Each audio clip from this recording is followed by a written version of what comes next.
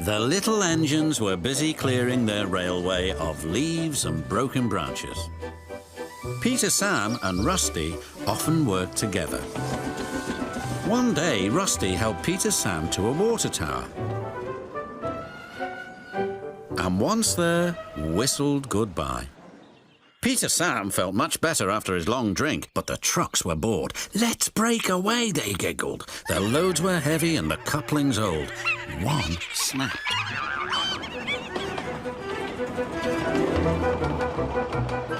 "Faster, faster!" shouted the trucks. A sign read, "Slow, steep bends and ravine ahead," but the silly trucks never saw it.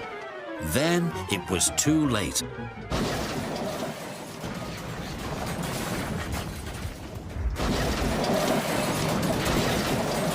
Peter Sam arrived at the scene of the disaster. His driver sighed. "This was our fault. We didn't secure them properly. We'll have to get help to pull them out. The fat controller will be very annoyed." And he was. "You will shunt trucks in the yards till I can trust you again." Duncan was delighted with Peter Sam's dilemma. "Fancy no securing your trucks on a hill. They'll come back to spook you in your special funnel." "Woo, woo, woo!" "And who's to say that you're not afraid of ghosts?" snapped Rusty. "Pah, ghosts. Things that go bump in the night are rubbish." "Well, I'll tell you a story that'll make your funnel quiver," Rusty said. A long time ago, a little engine was returning home. It was a misty, moonlit night. As the engine crossed the old iron bridge, he suddenly lost control and plunged over the side into the swamps below.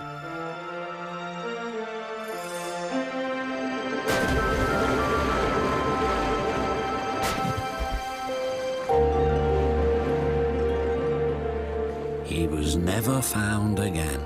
But many a workman will tell you that when the moon is full, they have seen the little engine trying to get home, but he never reaches the other side.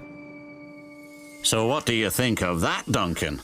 "Pah, nonsense," replied Duncan, and he puffed away. Never mind him, Peter Sam. He'd be frightened if he really saw a ghost. This gave Peter Sam's driver an idea. Let's play a trick on Duncan. The next day, he spoke to Duncan's driver and fireman, who agreed. "We'll do it tonight," they said. Duncan had to take coal trucks to the slate mines and then bring slate trucks back. Duncan's driver decided as part of the plan to cross the old iron bridge. "Haunted bridge, pah," snorted Duncan. "It's as tame as a pet rabbit." But all the same, he kept thinking about Rusty's story.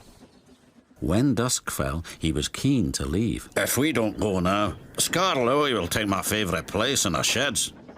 "We can't go back until we've collected all the trucks," his driver replied. He could see their plan was working because Duncan was nervous. When night fell, they set off. The moon was full and the mists were rising around the old iron bridge. Duncan whistled, and the sound echoed everywhere.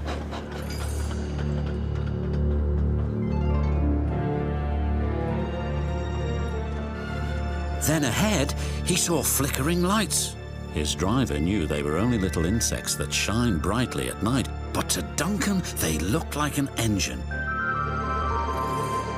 Next, his driver secretly threw a rock from the cab into the ravine below. "It's the ghost! Take me back, please!"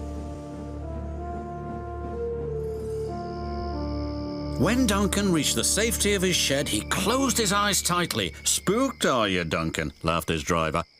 "No," wailed Duncan, "I'm asleep," and refused to open his eyes. He did, though, when he thought his driver wasn't looking, just to make sure that he was still there.